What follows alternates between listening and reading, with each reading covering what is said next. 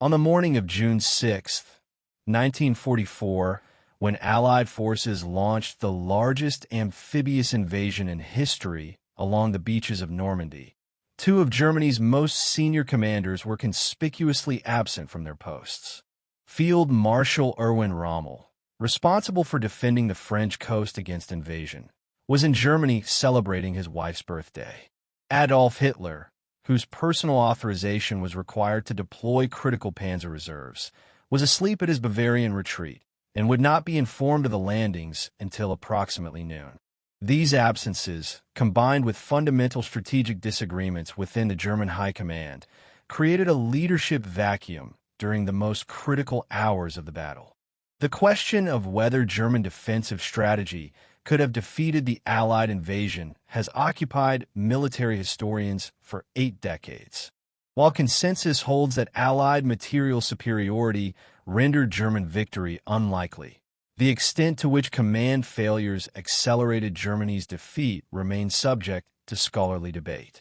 This paper argues that the combination of Rommel's absence, Hitler's delayed response, and the paralysis induced by conflicting strategic doctrines created conditions that transformed a difficult defensive challenge into an impossible one.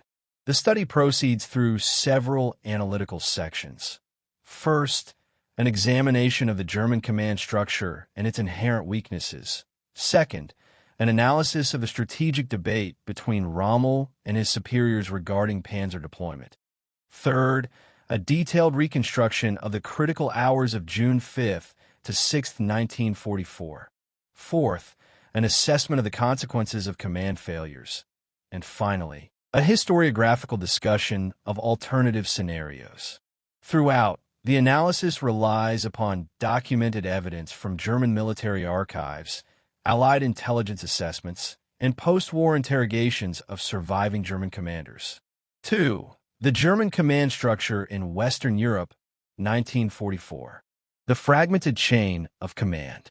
The German military command structure in Western Europe by early 1944 represented a Byzantine system of overlapping authorities that reflected Hitler's increasing micromanagement and distrust of his generals.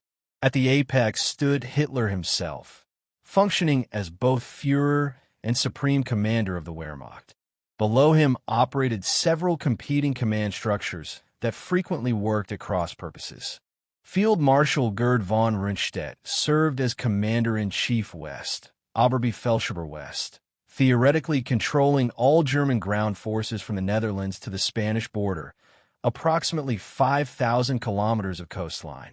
Von Rundstedt, a 69-year-old Prussian aristocrat with distinguished service in Poland, France, and Russia, embodied traditional Wehrmacht professionalism.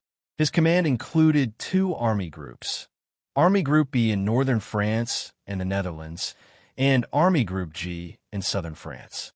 In October 1943, Hitler assigned Field Marshal Erwin Rommel to command Army Group B, placing him nominally under von Rundstedt's authority while simultaneously granting him direct access to Hitler, a deliberate ambiguity that created tensions within the command structure. Rommel's Army Group B controlled the 15th Army, defending the Pas-de-Calais region, and the 7th Army, responsible for Normandy and Brittany. This was the sector most likely to face Allied invasion. The command structure's most critical flaw lay in the control of armored forces. All panzer divisions in France were organized into Panzer Group West under General Leo Gehr von Schweppenberg. However, this formation did not report to von Rundstedt or Rommel, but directly to the Oberkommando der Wehrmacht, OKW, Hitler's personal military staff. The 9 panzer divisions and 1 Panzer Grenadier division in Western Europe, possessing over 1,400 tanks and self-propelled guns, represented Germany's primary offensive capability. Yet neither the regional commander, von Rundstedt, nor the Army Group commander most likely to face invasion, Rommel, could deploy them without Hitler's personal authorization. This command arrangement guaranteed delays and confusion. When invasion came, field commanders would need to request permission through multiple layers of bureaucracy to deploy the very forces most critical for defeating the assault. As subsequent events demonstrated, this structural deficiency proved catastrophic. Rommel's assignment and initial assessment. When Rommel arrived in France in late 1943, he conducted extensive inspections of the Atlantic Wall, Hitler's much propagandized coastal fortification system. His assessment was damning. Despite years of construction by the organization Todt, which had employed hundreds of thousands of workers and consumed millions of tons of concrete and steel, the defenses remained incomplete and inadequate. Rommel's evaluation identified several critical deficiencies. First, many gun emplacements lacked overhead protection, rendering them vulnerable to air and naval bombardment. Second, the density of obstacles on the beaches fell far short of requirements. Third, minefields were insufficient in both number and depth. Fourth, the quality of troops manning the defenses varied dramatically.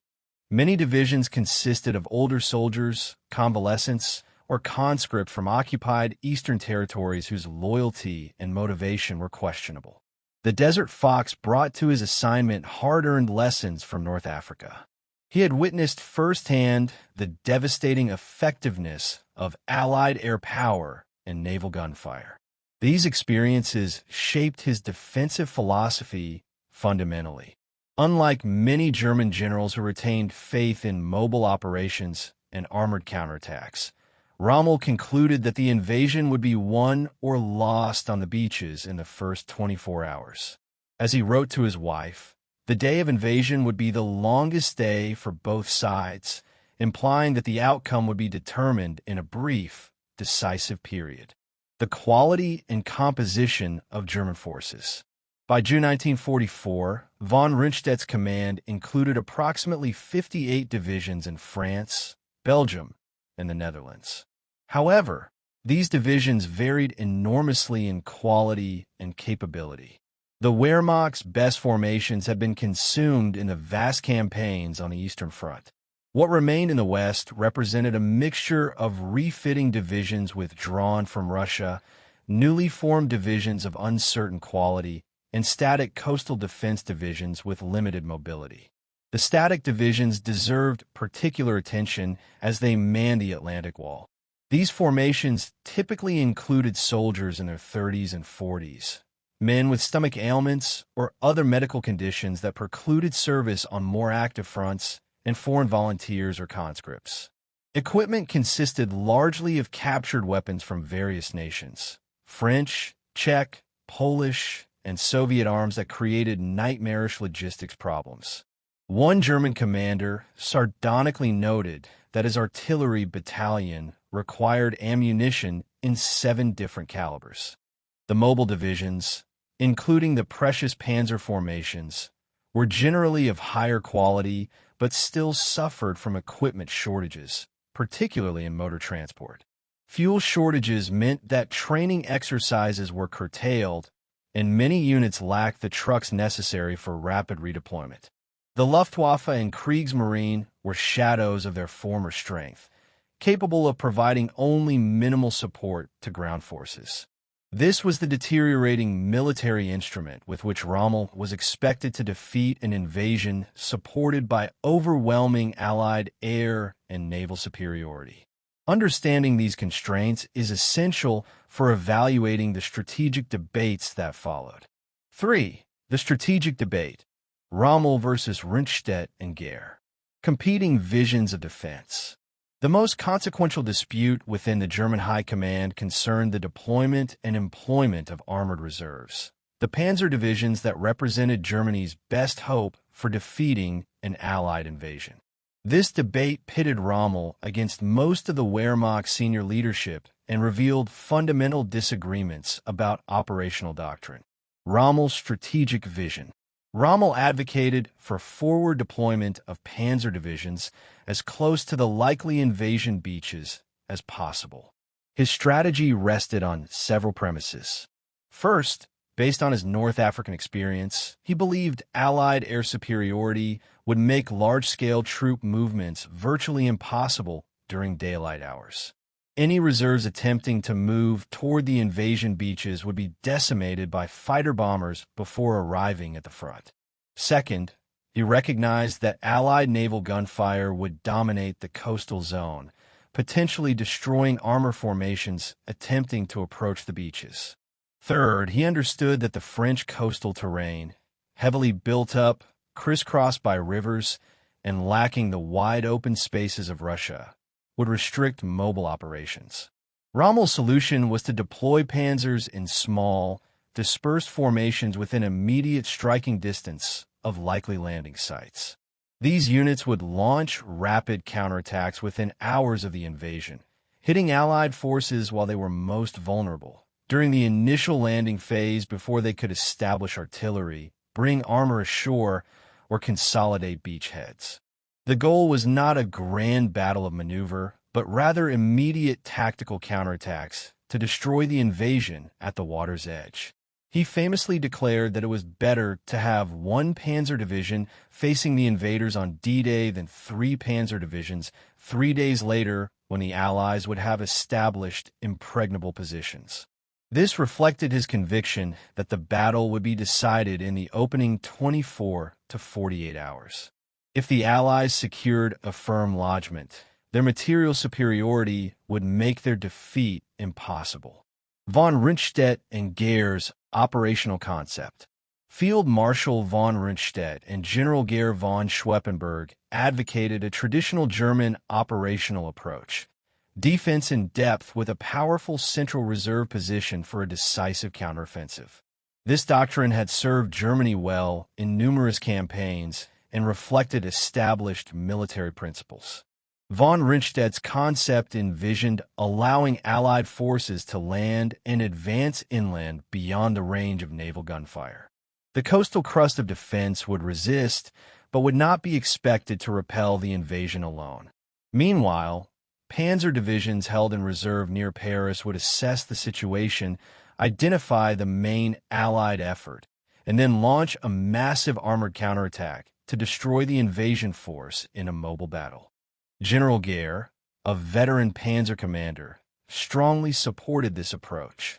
He dismissed Rommel's concerns about Allied air power as exaggerated, arguing that panzer divisions could move at night or during poor weather to avoid air attack. Gehr believed that dispersing armor among coastal formations would waste Germany's most potent weapon. Instead, the panzers should be concentrated for a knockout blow, the kind of operation at which the Wehrmacht excelled. Von Rundstedt's aristocratic background and traditional military education reinforced his preference for this conventional approach. He regarded Rommel, the son of a schoolteacher who had risen through merit rather than birth, as an upstart who had been overpromoted by Nazi propaganda. This personal tension complicated the strategic debate, underlying assumptions and blind spots. Both strategic concepts rested on assumptions that proved problematic.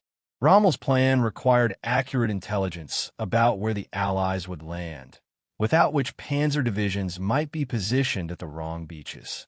It also presumed that even small armored forces could significantly impact the battle, despite facing overwhelming Allied firepower. Von Rundstedt and Gehr's plan assumed that panzer divisions could be assembled and moved to the critical sector quickly enough to influence the battle. They underestimated both the speed with which Allied forces could establish themselves and the degree to which air power would restrict German mobility. Most critically, they failed to account for the command structure problem. Getting Hitler's authorization to move the reserves would introduce dangerous delays.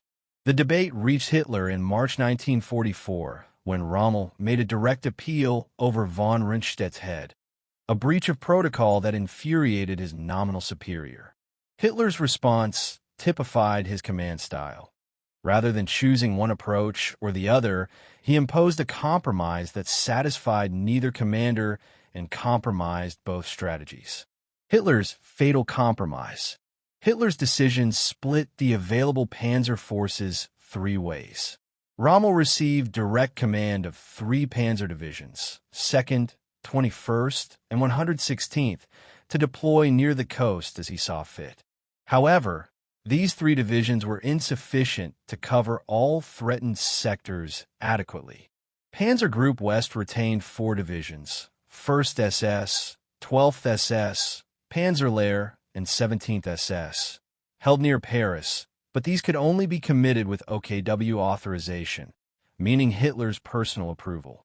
The remaining 3 divisions, 2nd SS, 9th, and 11th Panzer, were transferred to Army Group G in southern France, effectively removing them from the coming battle entirely.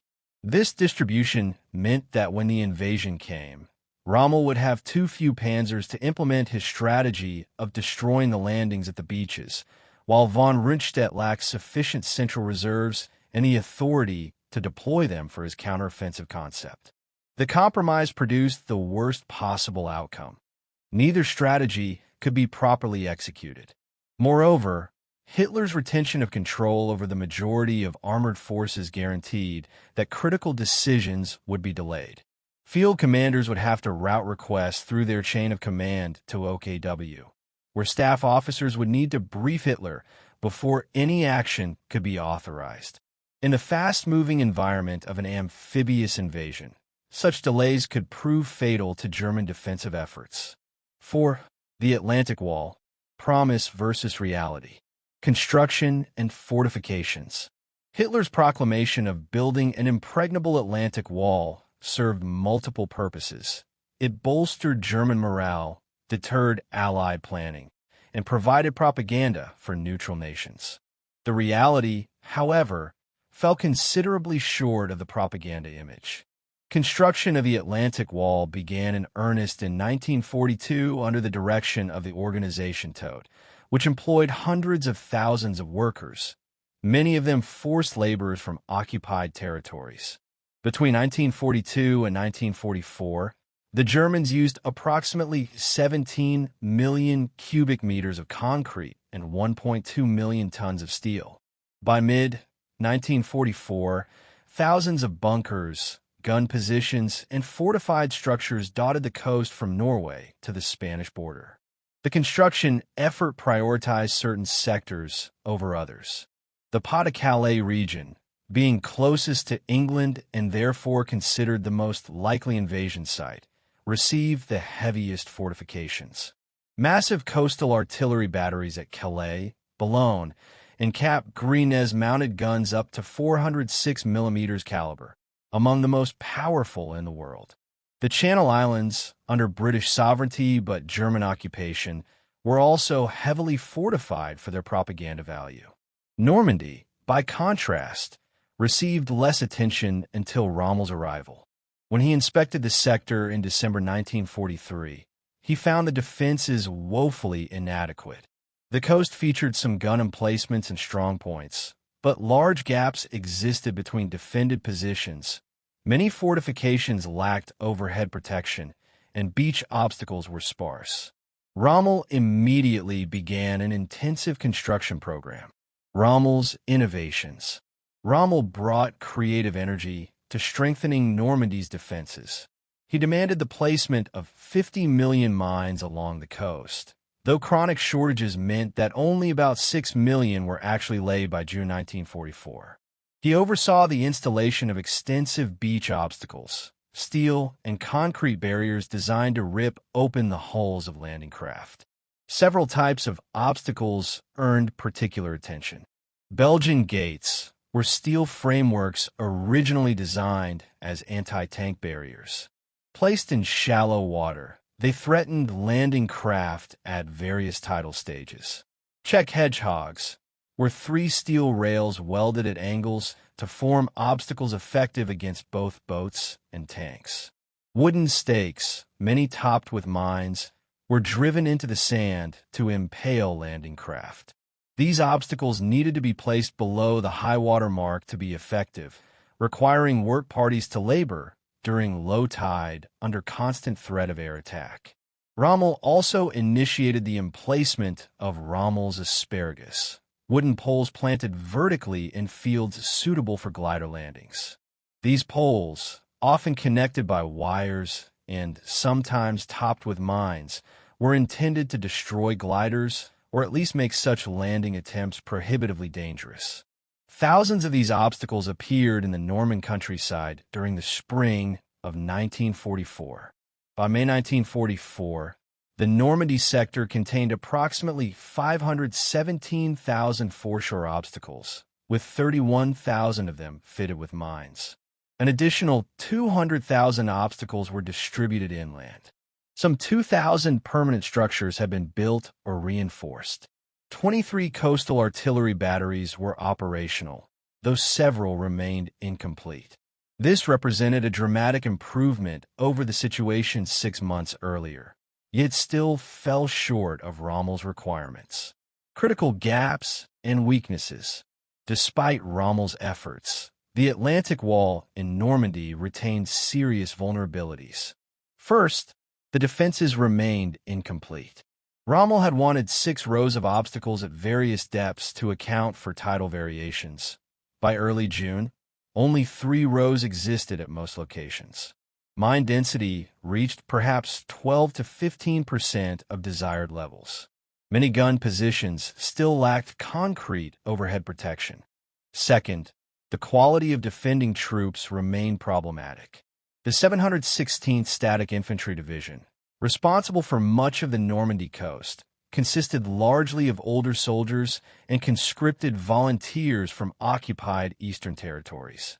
The 352nd Infantry Division, a field division of somewhat higher quality, had only recently moved into the Omaha Beach sector, a redeployment that Allied intelligence failed to detect, and that would exact a terrible toll on American forces. Other formations showed similar limitations in training, equipment, and motivation. Third, the defenses could not address German weakness at sea and in the air. The Kriegsmarine had virtually no surface forces capable of contesting an invasion fleet.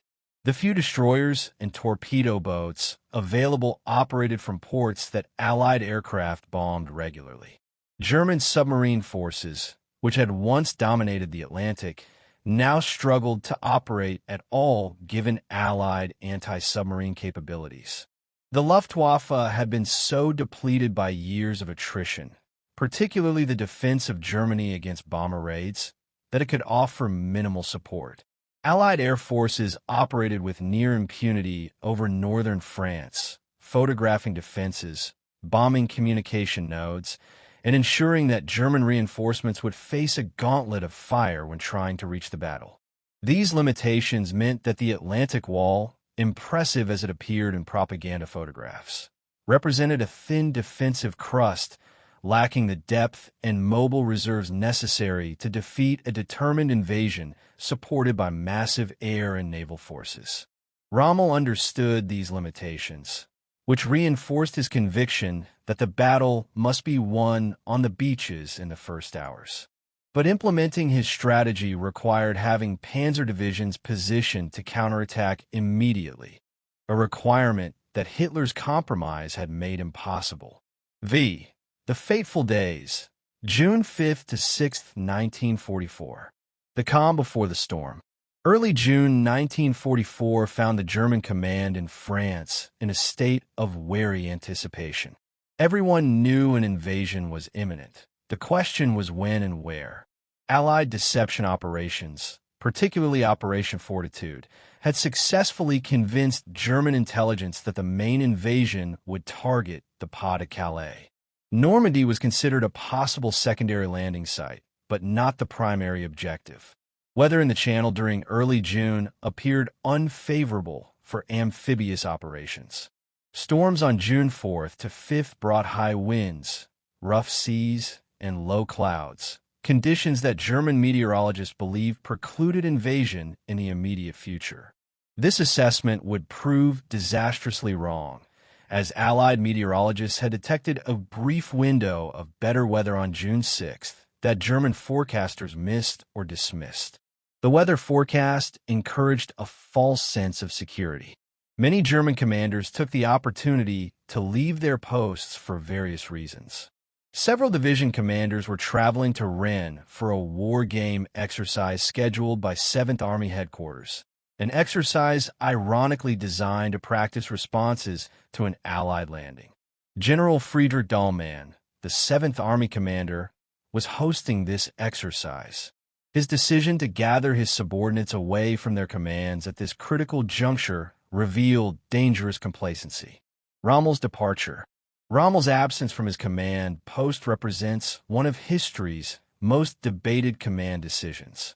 On June 4th, he traveled from his headquarters at La Rocheguyon to Germany.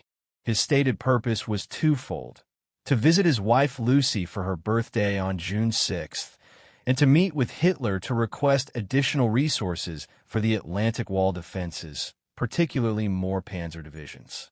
Several factors influenced this decision. First, the weather forecast suggested invasion was unlikely in the next few days. Second, Rommel had been working at an exhausting pace for months and may have felt entitled to a brief respite. Third, his relationship with his wife was close, and he rarely missed important family occasions. Fourth, he genuinely needed to press Hitler for additional resources. Nevertheless, the decision to leave his command at this moment reflected a failure of judgment. An invasion could occur at any time, weather notwithstanding. Allied capabilities exceeded those of any previous amphibious operation, and commanders should have assumed the Allies might attempt the impossible. Rommel's chief of staff, Major General Hans Speidel, remained at La Rocheguyon but lacked Rommel's authority to make critical decisions or to press Hitler's headquarters for immediate action. Rommel departed La Rocheguyon on the morning of June 5th.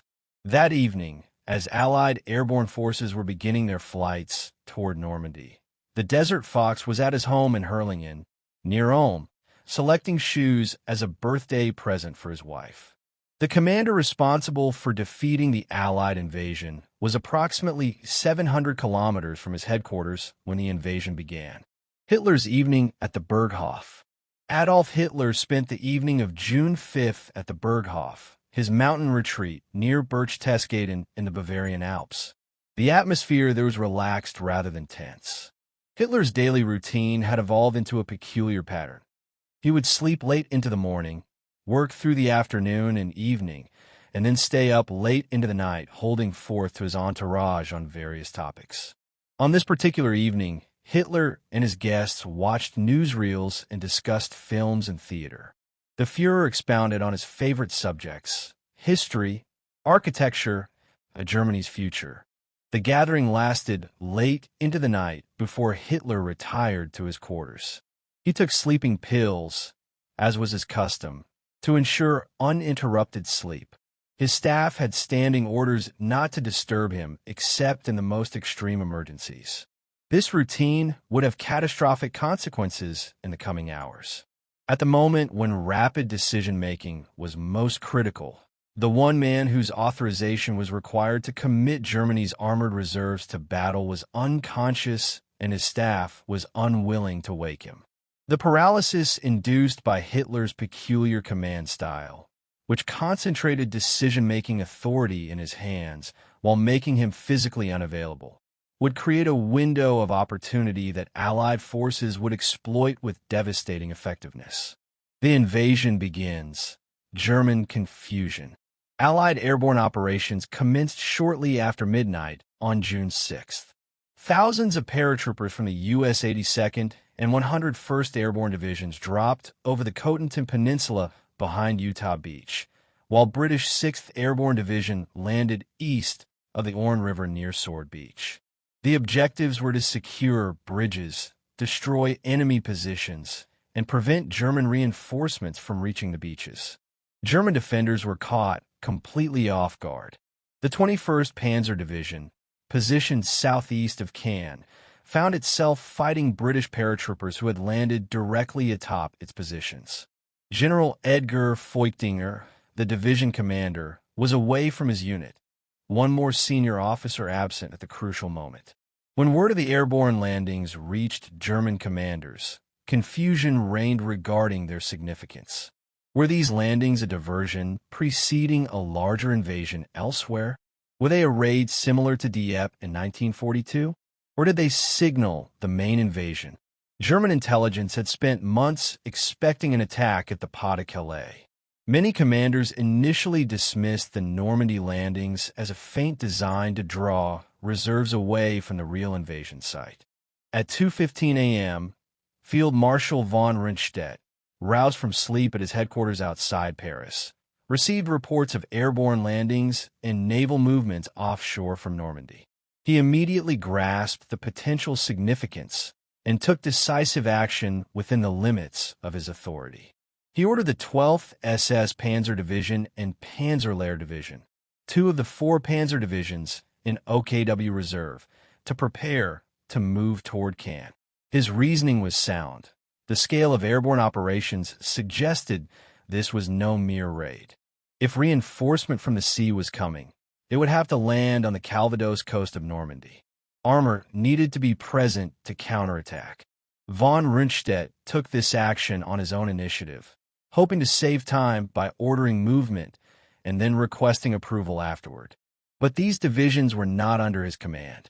They answered to OKW, to Hitler. Von Rundstedt's operations officer contacted OKW headquarters to request authorization for the panzer movement. The response was negative. Without Hitler's personal approval, the panzers would remain in place. And Hitler was asleep. The critical hours of dawn. As dawn broke over Normandy on June 6th, the situation escalated dramatically. Allied naval forces offshore began one of the most intensive naval bombardments in history. Thousands of ships, from battleships to destroyers to specialized bombardment vessels, poured shells onto German coastal positions. Simultaneously, Allied heavy bombers attacked defensive positions along the invasion beaches. At approximately 6:30 a.m., the first waves of Allied infantry began landing on 5 beaches codenamed Utah, Omaha, Gold, Juno, and Sword. The reception they received varied by sector. At Utah, American forces found opposition lighter than expected and secured the beach quickly. At Omaha, the presence of the 352nd Infantry Division created a crisis. American troops suffered appalling casualties and came close to failure. At the British and Canadian beaches, initial resistance was overcome through naval gunfire support and specialized armor. German commanders at all levels struggled to understand the situation and to respond effectively. The 716th Static Infantry Division, defending much of the coast, fought courageously but was overwhelmed by the sheer weight of Allied firepower. Radio communications were disrupted by Allied jamming and by the destruction of communications infrastructure.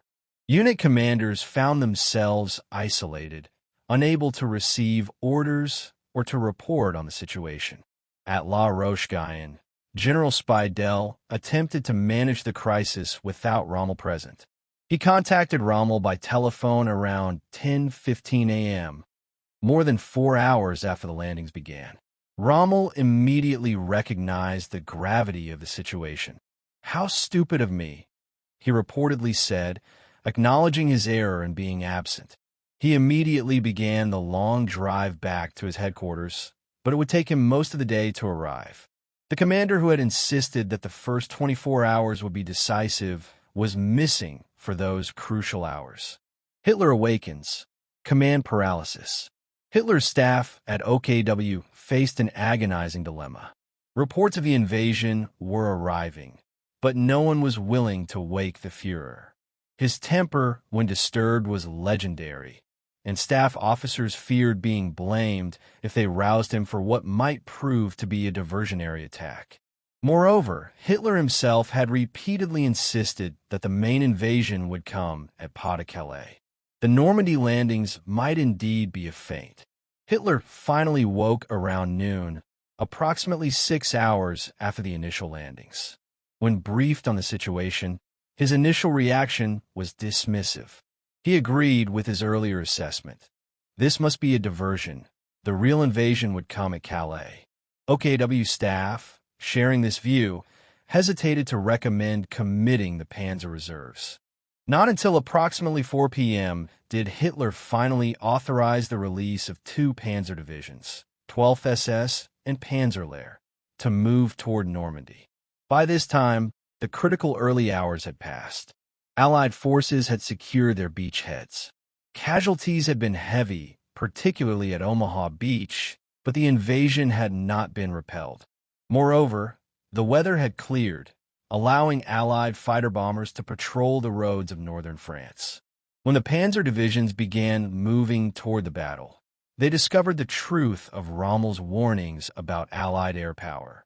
Any vehicle moving in daylight drew immediate attack. Columns had to disperse, take cover, and move primarily at night. The 12th SS Panzer Division, stationed near Évreux, approximately 120 kilometers from the invasion beaches, would not arrive in force until June 7th. Panzerlehr suffered even more severe delays and losses during its approach march. The only German counterattack on D-Day. The sole significant German armored counterattack on D-Day came from the 21st Panzer Division. This formation was positioned closest to the invasion beaches, southeast of Caen, and was one of the three panzer divisions under Rommel's direct command. Even so, the division's response was hindered by confusion and command delays.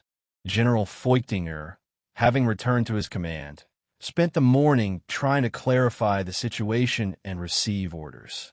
The division was engaged with British airborne forces that had landed in its midst during the night.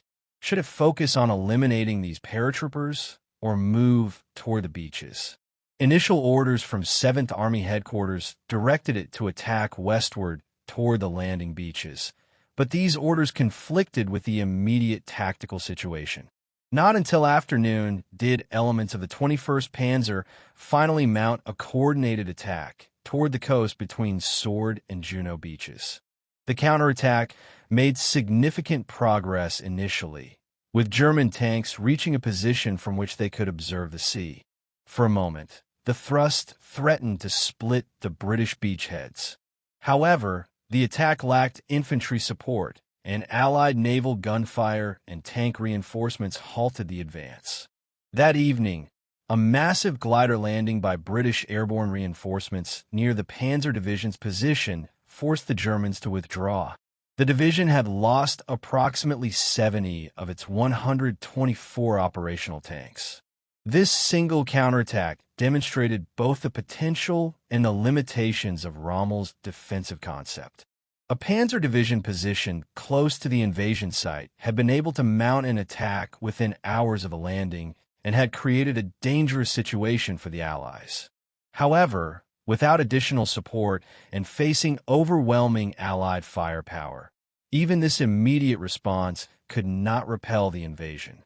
The other panzer divisions, delayed by the command structure and by the distances they had to travel, would not influence the battle until it was too late. 6. Consequences and analysis. The cost of command failures. By nightfall on June 6, 1944, approximately 156,000 Allied troops had landed in Normandy. Casualties varied by beach. At Utah, losses were light. At Omaha, they were severe, with nearly 2,400 American casualties out of about 34,000 troops landed. British and Canadian forces on Gold, Juno, and Sword suffered moderate casualties. German losses are harder to calculate, but were substantial, particularly among the coastal defense units that bore the brunt of the initial assault. The Allies had achieved their immediate objective, a lodgment in Normandy. The beachheads were not as deep as planned. The British had failed to capture Caen, a D-Day objective that would not fall for 2 months, but they were secure. Over the following days and weeks, men and material poured into France through these beaches and through the artificial mulberry harbors that the Allies towed into position. The German command failures on June 5th to 6th had created conditions that made Allied success possible. Had Rommel been present at La Roche-Guyon, could he have responded more effectively? Had Hitler authorized immediate deployment of the panzer reserves, would they have reached the beaches in time to make a difference? These questions have exercised military historians for decades, assessing alternative scenarios. The counterfactual question, could Germany have defeated the invasion under different circumstances, requires careful analysis. Several factors suggest that even optimal German responses might have failed to repel the invasion. First, Allied material superiority was overwhelming.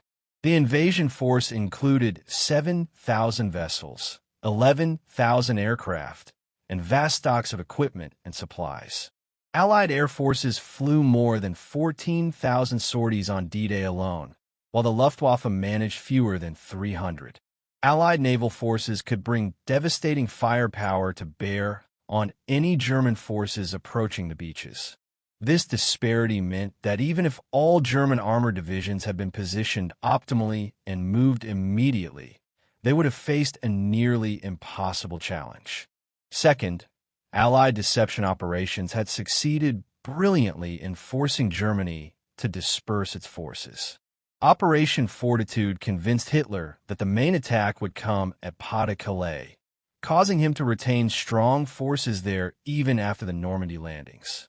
This meant that even divisions not committed to the Normandy battle were not available for rapid reinforcement. Third, the fragmented German command structure would have hindered response even if Rommel and Hitler had been at their posts. The requirement for multiple levels of authorization to deploy reserves guaranteed delays. The lack of unified command over air and naval forces meant that these supporting arms could not be rapidly integrated into defensive operations. Nevertheless, more effective German responses might have made the invasion more costly or created localized crises for Allied forces. If the 12th SS Panzer Division had been positioned near Isigny, as Rommel had requested, it would have been within striking distance of Omaha Beach, where American forces came closest to failure. A powerful armored counterattack against the tenuous American beachhead there might have created a significant gap between the Allied landing areas. If multiple panzer divisions had been able to attack in strength on June 6th or 7th, before Allied forces fully consolidated their positions, the outcome might have been different, perhaps not total German victory, but at least a repulse forcing the Allies to attempt another landing elsewhere or at a later date. The historical debate focuses on whether Rommel's strategy or von Rundstedt's would have been more effective. Evidence suggests that Rommel was correct about Allied air power's impact. When German panzer divisions attempted to move during daylight hours after June 6th, they suffered heavy losses. Panzer Lehr Division lost 85 armored vehicles and 123 trucks to air attack before even reaching the battle. This validated Rommel's insistence that armor needed to be positioned close enough to attack immediately before Allied air superiority could prevent its deployment. However, Rommel's plan had its own weaknesses. Forward deployment meant committing panzers before knowing where the main Allied effort would fall. If divisions had been positioned at the wrong beaches, they would have been wasted. Moreover, even divisions positioned near the landing sites would have faced Allied naval gunfire, which proved as devastating as air power. The 21st Panzer's experience showed that even a rapid counterattack could be stopped by naval guns and Allied armor. The broader truth is that Hitler's compromise strategy combined the weaknesses of both approaches while capturing the strengths of neither. Too few panzers were positioned forward to implement Rommel's concept, while too few were held in reserve to execute von Rundstedt's plan. The command structure prevented even these limited forces from being employed coherently. This strategic incoherence, more than any single factor, doomed the German defense.